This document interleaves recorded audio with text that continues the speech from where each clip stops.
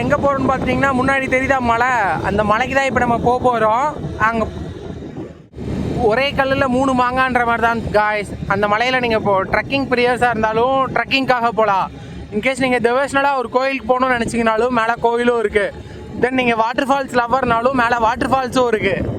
காட்டுற பாருங்கள் அங்கே இருக்கிற வாட்டர் ஃபால்ஸு, தென் கோவில், அந்த ட்ரெக்கிங்கோட அழகு எல்லாம் பாருங்கள் வேறு மாதிரி இருக்கும். வழியை பாருங்க காய்ஸ், சொர்க்கம் மாதிரி இருக்கும். சும்மா அந்த சிட்டிக்குள்ளே இருந்துட்டு சிட்டி லைஃப்பை விட்டுட்டு ஒரு நாள் இந்த மாதிரி வில்லேஜ் லைஃப்பில் வந்து எக்ஸ்ப்ளோர் பண்ணி பாருங்கள். சொல்கிறதுக்கு வார்த்தையே இல்லைங்க, வேறு லெவலில் இருக்கும், சொர்க்கம் மாதிரி. இது மாதிரி காய்ஸ் இங்கே வரவங்க யாரும் பிளாஸ்டிக் பொருள் எதுவுமே எடுத்துகிட்டு வராதிங்க. கீழே செக் போஸ்ட் இருக்கும், அந்த செக் போஸ்ட்டை தாண்டி தான் நீங்கள் எல்லாம் எடுத்துகிட்டு வர மாதிரி இருக்கும். ஸோ பிளாஸ்டிக்ஸு, சோப்பு, சீம்பு அந்த மாதிரி கொண்டு வந்து இந்த நேச்சரை வேஸ்ட் பண்ணிடாதீங்க தயவு செஞ்சு. ட்ரெக்கிங் ஸ்டார்ட் பண்ணியாச்சு காய்ஸ். எப்படியும் ஒரு 2 hours ஆகும் ட்ரெக்கிங் மேலே போவேன். இதில் பார்த்துட்டிங்கன்னா கோயிலுக்கு பிரசாதத்துக்கு தேவையான அரிசி, வெல்லம், தென் பாயாசத்துக்கு என்னென்ன போடுவோமோ அதெல்லாம் வாங்கியிருக்கு. நீங்களும் வாங்கி கோயிலுக்கு கொடுக்குறதுனா கொடுக்கலாம் வரவங்க எல்லாருமே. வழியெல்லாம் இப்படி தான் கைஸ் இருக்கும். ஃபுல்லாக அப்படியே நேச்சரோடு இருக்கும். ஃபுல்லாக பார்த்திங்கன்னா எல்லாம் சுற்றி மலை தான், 2 பக்கமும் அப்படியே காடு மாதிரி இருக்கும். போகிற வழி ஃபுல்லாக குரங்குங்க, நீங்கள் நிறைய பார்க்கலாம். இங்கே ஃபுல்லாக குரங்கு தான் இருக்கும். நீங்கள் புதுசாக வரீங்க அப்படின்னா நீங்கள் எவ்வளோ தூரம் போயிட்டுருக்கிறீங்க அப்படின்னு தெரிஞ்சுக்கிறதுக்கு இந்த பாலம், முன்னாடி ஒரு பாலம் இருக்குது பார்த்தீங்களா, இந்த பாலம் நீங்கள் வந்துட்டீங்க அப்படின்னா நீங்கள் ஒரு 15% வந்திருக்கிறீங்கன்னு அர்த்தம். இன்னும் பேலன்ஸ் 85% நீங்கள் மேலே ஏறணும். இதுதான் ஸ்டார்டிங்கில் வர பாலம். இந்த பாலம் வந்துடுச்சு அப்படின்னா நீங்கள் கீழே இறங்கி வரப்போ நம்ம பக்கத்தில் வந்துட்டோன்னு அர்த்தம். பாலத்தில் உங்களுக்கு ஒரு விஷயத்தை காட்டுற பாருங்க.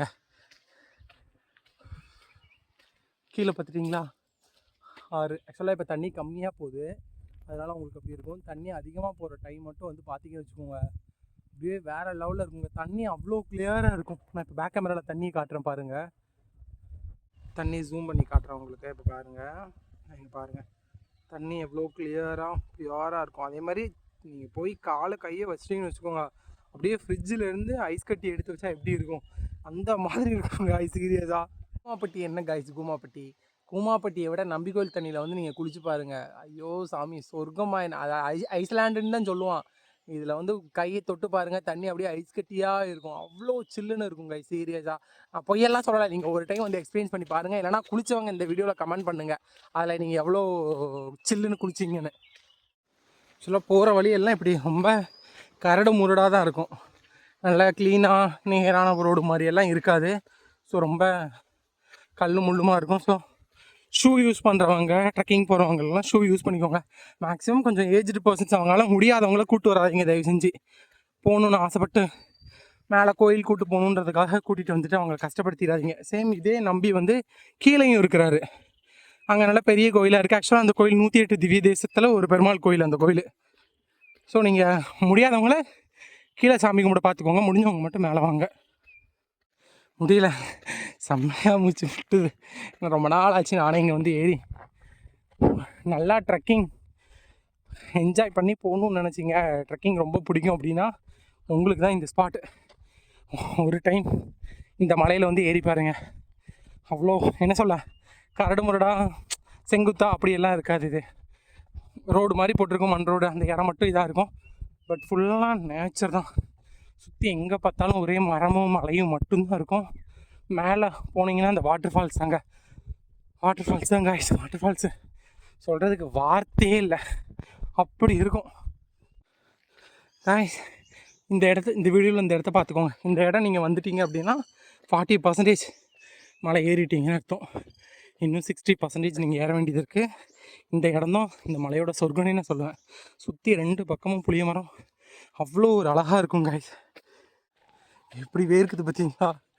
ஸோ அப்போ ஆக்சுவலாக நான் வந்து ஒரு 20-30 டைமுக்கு மேலே வந்திருக்கிறேன். எனக்கே இப்படி வேர்க்கும், ஏன்னா உண்மையாகவே அவ்வளோ கஷ்டமாக இருக்கும். ஃபஸ்ட் டைமெல்லாம் வரவங்கெல்லாம் என்ன சொல்ல, இந்த வேர்வியோ எவ்வளோ கஷ்டம் இருந்தாலும் போகிற வழி இருக்குல்ல, அதை பார்க்குறப்ப இருக்கிற ஃபீல் தான் வேறு லெவலில் இருக்குங்க. ஸோ எங்கே இருந்தீங்கனாலும் ஒரு டைமாவது இந்த மலைக்கும் இந்த கோயிலுக்கும் இந்த வாட்டர் ஃபால்ஸுக்கு மட்டும் வந்து பார்த்துருங்க. புளிய மரத்தை பார்த்தீங்களா? ஆக்சுவலாக இந்த புளிய மரத்து வரைக்கும் வர வழியெல்லாம் பார்த்துட்டிங்கன்னா கொஞ்சம் பெண்டாகி கொஞ்சம் ஸ்லோப்பாக தான் இருக்கும், ரொம்ப மலையேற்றமாக இருக்காது. இனிமே வர பாதை எல்லாம் பார்த்துட்டிங்கன்னா மலையேற்றமாக இருக்கும், ஆனால் செங்குத்தாக இல்லாமல் கொஞ்சம் ஃப்ளாட்டாக தான் இருக்கும். ஏறுறதுக்கு வந்து இப்படி நல்லா டீசெண்டாக பாதெல்லாம் போட்டு வச்சுருப்பாங்க. அப்படியே பெண்டாகி போகும். இந்த ஒரு பெண்டு, அதுக்கப்புறம் இன்னொரு பெண்டு, அப்படின்னு பெண்டாக தான் வரும். ஃபுல்லாக மலையாக ஏறுற மாதிரி இருக்கும் காய்ஸ். ஸோ எல்லாத்துக்கும் ரெடியாக வாங்க. வரப்போ எல்லோரும் மறக்காமல் வாட்டர் பாட்டில், எம்டி பாட்டில் இருந்தால் கூட போதும். தண்ணி உங்களுக்கு இங்கேயே பிடிச்சிக்கலாம் ஆற்றுல எல்லா இடமும். கைஸ் நீங்கள் பாருங்கள், ஆக்சுவலாக யானைலாம் இங்கே இருந்திருக்கு. ஸோ இங்கே பார்த்தீங்களா யானையோட சாணம். ஆனால் நானே இது வரைக்கும் நிறைய டைம் வந்திருக்கிறேன். ஒரு டைம் கூட யானையை பார்த்தது கிடையாது. நான் எல்லா டைமும் யானையோட சாணியை மட்டும் தான் பார்த்துட்ருக்குறேன். எப்போ மாதிரி யானையை பார்க்குறதுக்கு வாய்ப்பு கிடைக்குதான்னு பார்க்கலாம். இந்த பெண்டு இருக்கா காய்ஸ், இந்த பெண்டுக்கு நீங்கள் வந்துட்டீங்க அப்படின்னா 50% வந்துட்டிங்கன்னு அர்த்தம். இன்னும் 50% நீங்கள் மேலே போக வேண்டியது இருக்குது. ஸோ இப்படியும் போகலாம், நம்ம இப்படியும் போகலாம். இப்படி போனால் கொஞ்சம் ஷார்ட்கட்டு, அந்த இதை சுற்றி வர தேவையில்ல. இந்த இருக்குது பார்த்தீங்களா, இந்த ரோடு பாதை இப்படியே வரும். பெண்டாகி நம்ம இப்படி கிராஸாக ஏறி வந்துடுவோம். எப்போதும் பார்த்தீங்களா ஒரே பெண்டாக தான் வரும் சுற்றி. ஒவ்வொரு வியூவையும் பாருங்கள் ப்ரோ. காய்ஸ் ஃபுல்லாக மழை தான் இங்கே பார்த்தீங்களா, அப்படி வேறு லெவலில் இருக்கும் எல்லா இடமும். மழை இப்படி இருக்குது. மழை டைமாக இருந்துச்சுன்னா இந்த இருக்குது பார்த்தீங்களா, இதுலேருந்து இப்படி ஒரு ஓடை மாதிரி வரும். அப்படியே இந்த நடந்து போகிற இடம் ஃபுல்லாக தண்ணியாகவே போகும்.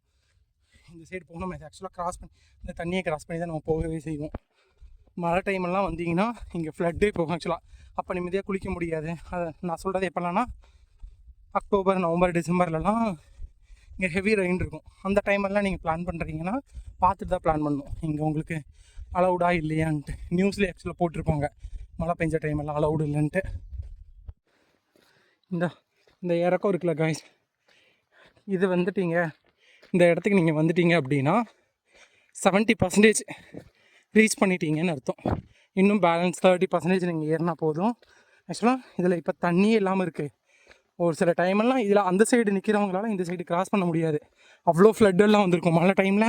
உங்களுக்கு இங்கேருந்து இங்கே கிராஸ் பண்ணவே முடியாது. ஏன்னா இதில் வந்து தண்ணி ஒரு ஆளை முக்கி அதுக்கு மேலே அப்படியே வெள்ளம் போகும். அவ்வளோ தண்ணி இதில் போகும். ஒரு டைமில் ஒரு 4-5 இயர்ஸ் அந்த சைடு ஆட்கள் நின்றுட்டு ஃபயர் சர்வீஸ் ஆட்கள் வந்து கயிறு கட்டி இந்த சைடு காப்பாற்றுறாங்க. இந்த சைடு நிற்பாங்க, இந்த சைடு நம்மளால் போக முடியாது. ஆக்சுவலாக நான் போகும்போது பார்த்தீங்கன்னா இதில் தண்ணியே இல்லை. போயிட்டு மேலே சாமி கும்பிட்டுட்டு கீழே வரோம். இந்த இடத்துல இங்கேருந்து சரியான வெள்ளம். இப்போ தண்ணி இல்லாமல் இருக்குது. ஏன்னா இது அன்சீசன் டைமு. நீங்கள் இந்த சீசன் டைம் வந்தீங்கன்னா இங்கேயும் தண்ணி இருக்கும். ஃபுல்லாக தண்ணி தான், இந்த மழை ஃபுல்லாக தண்ணி, அந்த நேச்சர் மட்டும்தான் இருக்கும். அவ்வளோ ஒரு சூப்பராக இருக்கும். அதே மாதிரி நீங்கள் வீக் டே இல்லாமல் நார்மல் டேயில் மட்டும் இந்த மலைக்கு வந்துட்டீங்கன்னு வச்சுக்கோங்க, உங்களுக்கு நிம்மதி வேணும் அப்படின்னா நார்மல் டேயில் வாங்க. வேறு யாரும் ஒருத்தங்க பேசுகிறதோ எதுவுமே இருக்காது. உங்களுக்கு இங்கே கேட்குறது பார்த்துட்டிங்கன்னா இந்த குயிலோட சத்தம், பறவைகளோட சத்தம், அதை விட ரொம்ப ரொம்ப ப்ளசண்ட்டான ஃபீலை கொடுக்குறது இந்த வாட்டர் ஃபால்ஸோட சத்தம் தாங்க. ஐயோ, அது காதில் கேட்குறப்ப அவ்வளோ ஒரு அழகாக இருக்கும் சத்தியமாக.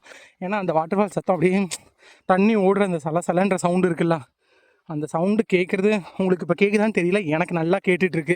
வீடியோவில் அது அவ்வளோக்குள்ளே எஃபெக்டாக கேட்காது. ஆனால் நீங்கள் நேரில் வந்து ஃபீல் பண்ணி பாருங்கள் அந்த சவுண்டை. நீங்கள் எந்த ஒரு ட்ரீட்மெண்ட்டுக்கும் போக தேவையில்ல. 1 மாதம் தொடர்ந்து இங்கே வந்துருந்தீங்கனாலே போதும், உங்களுக்கு மன நிம்மதி அவ்வளோ ஒரு இதாக இருக்கும். டிப்ரெஷனே இல்லை. நீங்கள் டிப்ரெஷனே இல்லாமல் இருக்கணும்னா இங்கே வாங்க. போனதுக்கு பிறகு டிப்ரெஷன்னா என்னென்னு நீங்களே கேட்பீங்க.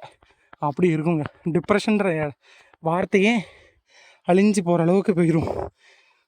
நீ போகிறது தெரியுதுங்களா? ஜூம் பண்ணி காட்டுறேன் பாருங்கள். அந்தந்த இலையோட கேப்பில் அந்த தெரிதா தண்ணி, அந்த தண்ணியோட சத்தம் அப்படி கேட்கும் காதுக்கு நடந்து போகும்போது. வேறு எதுவுமே கேட்காது. இந்த வழியெல்லாம் நீங்கள் நடந்து வரும்போது உங்களுக்கு இங்கே இருக்கிற அந்த பறவைகளோட சத்தம், மரங்கள் அசைகிற அந்த காற்றுல வர சத்தம், வேறு எந்த குயில்களோட சத்தம், பறவைகளோட சத்தத்தை தவிர மனுஷன் நடமாட்ட சத்தமே இருக்காது. வீக் டேயில் வந்தீங்கன்னா. சனிக்கிழமை வந்தீங்கன்னா கொஞ்சம் கூட்டம் இருக்கும், எல்லா சனிக்கிழமையும். அதை விட நீங்கள் அந்த மாதத்தோட தமிழ் கடைசி சனிக்கெல்லாம் வந்துட்டிங்கன்னா நல்லா கூட்டம் இருக்கும். மற்ற நாள் நீங்கள் அமைதியாக யாருமே இல்லாமல் வரும்னு நினச்சிங்கன்னா வீக் டேயில் பிளான் பண்ணிவாங்க. பாருங்கள், இந்த மாதிரி கரையான் பூத்தெல்லாம் எக்கச்சக்கமாக இருக்கும் இந்த மலையில். ஃபுல்லாக இப்படி தாங்க. எங்கேயோ ஏதோ குகைக்குள்ளே போயிட்டு வந்த மாதிரி இருக்குது. ஃபுல்லாக இந்த மாதிரி தான் இருக்கும் வழிபாதை ஃபுல்லாக. இந்த மலையை பார்த்துட்டிங்கன்னா திருநெல்வேலி, தூத்துக்குடி, கன்னியாகுமரியில் இருக்கவங்களுக்கு நிறைய பேருக்கு தெரிஞ்சிருக்கும். அவங்கெல்லாம் ரெகுலராக இந்த மலைக்கும் இந்த கோவிலுக்கும் இந்த ஃபால்ஸுக்கும் வந்திருப்பாங்க. அதை தாண்டி வெளியே இருக்கவங்களுக்கு எவ்வளோ பேருக்கு தெரியும்னு தெரியல. தெரியாதவங்க இந்த வீடியோ பார்த்து தெரிஞ்சுக்கோங்க.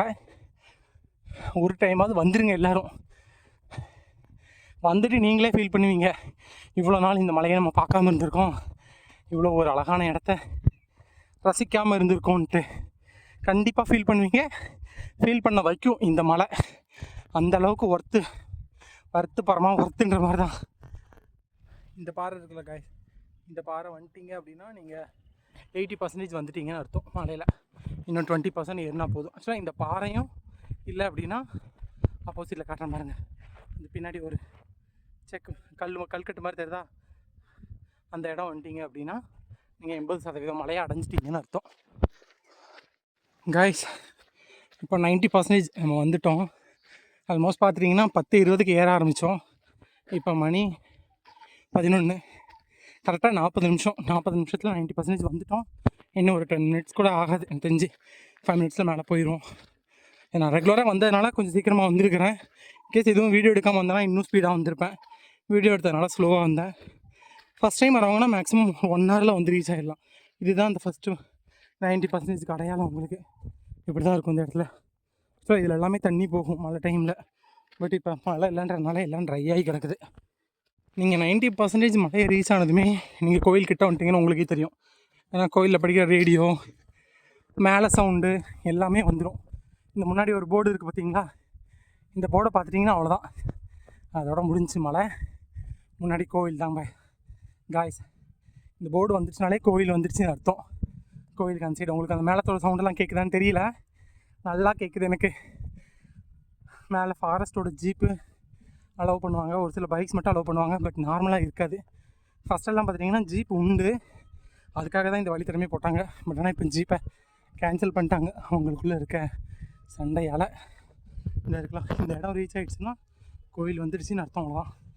கோவில் அப்படியே லெஃப்ட் சைடு இருக்கும். கோவிலை காட்டுறேன்னு பாருங்கள். மேலத்தோட சவுண்டு உங்களுக்குலாம் கேட்குதான்னு தெரியல வீடியோவில், எனக்கு நல்லா கேட்குது. தெரியுது காய்ஸ் கோயில் யாருக்கெல்லாம் தெரியுது? இங்கே இருக்குது பாருங்கள், சின்ன கோயில் தான் ஆக்சுவலாக. தெரியுதா காய்ஸ்? இவர் பார்க்கறதுக்காக தான் இவ்வளோ ஸ்ட்ரகிள். திருமலை நம்பி இவர் பேர். கீழே பாருங்கள் கீழே ஆறு எல்லாம் இருக்கும் சுற்றி. இந்த மலையோட இயற்கையோட நடுவுசில் வந்து அமைஞ்சிருக்காரு. ஆக்சுவலாக இவருக்கு மட்டும் தனியாக சிறப்பு இருக்குங்க, அதை கண்டிப்பாக இந்த இடத்துல நம்ம சொல்லியே ஆகணும். என்னென்னா 108 திவ்ய தேசத்தில் இவர் ஒருத்தருக்கு மட்டும்தான், இந்த திருமலை நம்பி இருக்கார்லாம், இவருக்கு ஒருத்தருக்கு மட்டும்தான் நம்ம திருப்பதி ஏழுமலையான் கோவிலில் இவருக்குன்னு தனி சந்நிதி இருக்குது. நீங்கள் எவ்வளோ பேர் பார்த்துருக்கீங்கன்னு தெரியல. இனிமேல் திருப்பதி போனீங்க அப்படின்னா இவரோட சந்நிதியும் போய் பார்த்து சாமி கும்பிட்டுட்டு வாங்க. நம்ம ஃப்ரீ தர்ஷனெல்லாம் என்ட்ராகி வெளியே அந்த ரூம்லலாம் அடைச்சி போட்டு கடைசியாக கோயிலுக்கு வரும்போது ஒரு பாலம் ஒன்று இருக்கும். அந்த பாலத்தோட லெஃப்ட் சைடு பார்த்திங்கன்னா இவர் கீழே இருப்பார். திருமலை சன்னிதானம்னு சொல்லி திருமலை நம்பி சன்னிதானம்னே இருக்கும். நீங்கள் மறக்காமல் போய் பாருங்கள், அதுதான் இவருக்கான ஸ்பெஷலே. திருப்பதியிலேருந்து அதே மாதிரி 3 வருஷத்துக்கு இருக்கோ 4 வருஷத்துக்கு இருக்கோ திருப்பதியில் இருக்கிற பெருமாள் விக்கிரகத்தை இங்கே கொண்டு வந்து இந்த கோயிலில் வச்சு பூஜை பண்ணுவாங்க. வேறு எந்த 108 கோயிலுக்கும் திருப்பதியிலேருந்து அந்த சாமி வராது. இவரை தேடி இவருக்காக வரும். அந்த 3 வருஷத்துக்கோ 4 வருஷத்துக்கோ இருக்க. இதுக்கு முன்னே நான் காலேஜ் படிக்கிறப்ப வந்துச்சு, அதுக்கப்புறம் இப்போ வரைக்கும் வரலை.